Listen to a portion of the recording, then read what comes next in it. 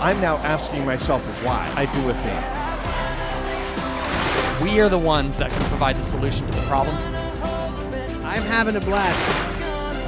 One-on-one at Sun and Fun. I'm Dan Milliken. The aviation community is such a great community. It's you come for the planes, you stay for the people. And speaking of people, I have Bill Gortney with me. Bill, thank you so much for talking with me today. My pleasure. Happy to be here. Love to talk aviation. Love to talk about our little Super Petrol XP. All right, well, Bill, I want to talk. Apparently, you had some stars on your shoulder, so I want to hear a little bit about you and your background. Oh, well, I started flying in 1977 in the T-28. That's what the primary trainer. After I got my wings in 78, instructed, went tour in the A-7s, and then flew the F-18 on and off until 2008 when I had my last carrier landing, and then retired after 39 years as the NORAD NORTHCOM commander. Wow, 4 stars? Yes. Wow. Okay, what was your call sign? Well, for some reason, my call sign in college has stuck with me, and they call me Shortney. Shortney. So yeah. Gortney, Shortney. Yeah, that's correct. You go by Shortney to most people, right? That's correct. Okay. You know, most naval aviators, we may know each other for 40 years, but no one knows each other's first name. Okay, that's right? fair enough. Okay. And Bill's a hard one to remember anyway. It is. It Yeah. screws me up all the time. How do a lot of people don't understand? They think that you get to create your own call sign, but that's not accurate. How are call signs created? Well, they're either a takeoff on a name, a physical attribute, maybe both of those in the name of Shortney because I'm only 5'5". It can be a takeoff on a name. I have a friend whose call sign is Nose. His last name is Nozal, but he also has a pretty big nose. Or it's an act of buffoonery, either on liberty or in the air. Right, and it's not self-given, right? It has to be given by the others. Yeah, your call sign is assigned to you. If you don't like it, you need to embrace it, and because if you don't, you've got it forever. Okay, you've got a Navy career, 38 years? 39. 39 years, wow, 4-star Admiral. What was it like coming out of the Navy and naval aviation and now into general aviation? Well, I started doing both after I got my wings. My best friend, Mark Ziegler, who you're going to interview in a while, we were instructors down in Beeville, Texas, which is a prison now. We thought it was then, too. I'm from Austin. Oh, there you go. You know about it. And we bought a little Citabria together. So, for those at home, 2 Thunderbirds just flew above us. It's awesome. And we owned a Citabria together. We sold it to John Lienhoutz, Okay. Lights. Yeah, who you know who about runs here. Sun and who That's ran right. it. When Yeah. we were flying A-7s out of Cecil in Jacksonville, Florida, we sold it to Lights. And when I retired, I knew I wanted to get back into general aviation. My wife and I were buying a house with another retired couple at Lake Anna, Virginia, between Richmond and D.C. I wanted a seaplane. So I test flew a Sea Ray, decided I was going to do that, buy a factory built. Then Right. A good friend of mine was the AOPA safety officer in 2016 after he retired from the Navy. And that's the first year that Super Petrol was in the country. He said, hey, you got to come look at the airplane. After I retired, I went down and test flew it, and Mark Ziegler and I bought an airplane. Okay, so before we jump into that, so you're talking about the light sport amphibious airplanes. That's correct. Made popular by Icon. They seem to be getting all the press, but lately the press hasn't been good. What's going on there? Well, I'm not entirely certain. What I read is what you read. Right. There's really four aircraft in this market space.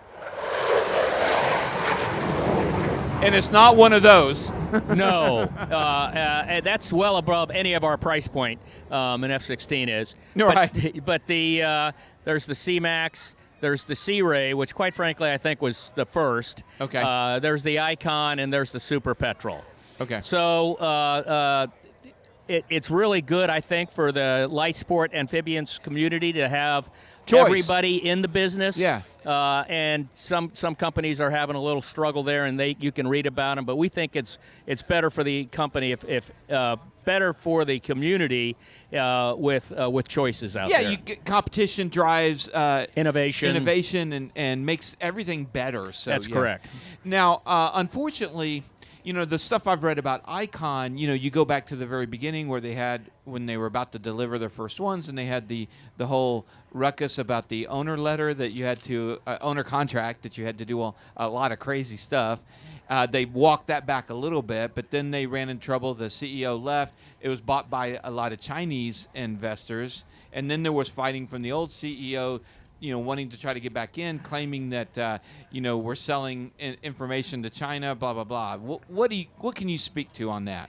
Well, I just think it's unfortunate for all the owners that own Icons. Right. And same thing with Sea Ray. The Sea Ray has a great community. I mean, they have more clubs than Airstream campers, right? Oh, wow. Yeah. And so I think it's unfortunate that they're going through this particular problem. The Icon is a nice airplane. We don't consider it a competitor. We're in different price points, targeting different potential buyers. And so I just hope it all works out for all of the owners of all of the communities, because that's going to be the best thing for the industry. Okay, Super Petrel, you ended up buying a couple? Yes, and that tells you how wonderful wives we have. No, Mark. Right. Yeah, Mark. When he retired after F-18 command, he was a Blue Angel for 2 years, and he went to work. He was an American Airlines captain, 737 captain, and he had to retire at 65. So we wanted to fly again, and we bought our second airplane together, the Super Petrel Light Sport. We have it's about 4 years old. We have 740 hours on the airplane. We fly it quite a bit. And we now are part-time assisting Super Petrel USA and Skoda Aeronautica here in the United States. About 2.5 years ago, Rodrigo Skoda, the builder, designer, and owner of the company, Skoda Aeronautica, at a maintenance course. We teach a pilot and maintenance course every November in Ormond Beach. He pulled us into the office and showed us on his iPhone. That was a pretty good pass. That was a good pass. Yeah, it was pretty good. Yeah, the Super Petrel Icon, nobody can do that. No. He showed us a CAD drawing of the airplane, of the XP, and I immediately fell in love with the CAD drawing. And hadn't been flying yet. The prototype hadn't been flying. And I said, when it comes in the country, Mark and I will buy the first one. And that's when Mark found out that we were buying the first one, by the way. It's good to have those kind of friends. It is. Yeah, we go way back. And so the first two that are right over my shoulder, one's the factory demo, and the other one is Mark's and my airplane. So we're real excited about. They're both great. Both the LS, there's over 400 flying around the world, 53 here in the United States. These are the first two of the XPs. We've got 15 more that have been bought, and we'll be delivering the next two sometime in May. Okay, you kept mentioning that you guys are at a lower price point. What does it take to get into a Super Petrel? The Super Petrel right now is $299, which is a pretty good value for the airplane. It's 100% carbon fiber. It's powered by a beast of an engine, the Rotax 915. Okay. Fuel-injected, turbocharged.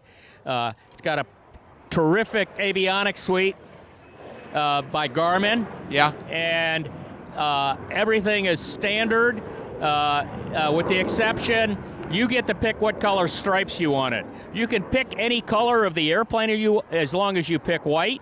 Right, Henry Ford, yes. But the stripes, you get to pick, and of course, so for both our LS and for our XP, they're navy blue and gold. Of course. Of course. I can tell that you really love the plane. I mean, you bought a couple. You're a big customer of theirs, and now you've taken your in your retirement here and going and selling them. You believe in them so much.